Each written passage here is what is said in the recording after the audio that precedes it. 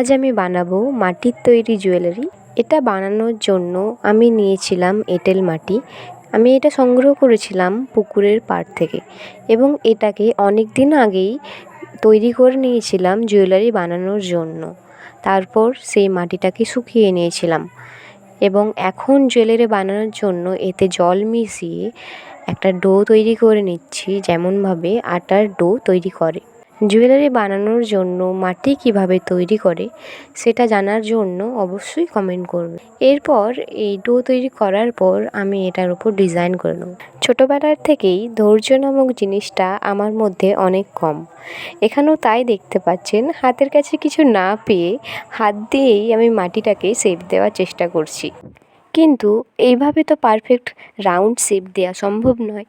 তাই আমি এখানে নিয়ে নিয়েছি একটা কন্টেনারের ঢাকনা এবং এর সাহায্যেই আমি মাটিটাকে রাউন্ড শেপে কেটে নিয়েছি।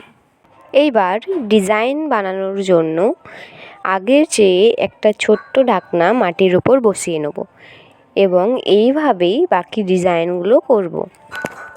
একটা পুরনো তুলির সাহায্যে মাটির উপর আমি এইরকম গোল ডিজাইন বানিয়ে নিয়েছি।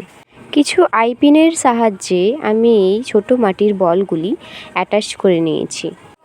পুরো ডিজাইনটা কমপ্লিট হয়ে গেলে এটাকে ভালোভাবে রোদে শুকিয়ে পুড়িয়ে নিতে হবে এবং তারপর তো রং করার পালা। এটা না হয় পরের ভিডিওর জন্যই থাক। এখনকার মতো টাটা।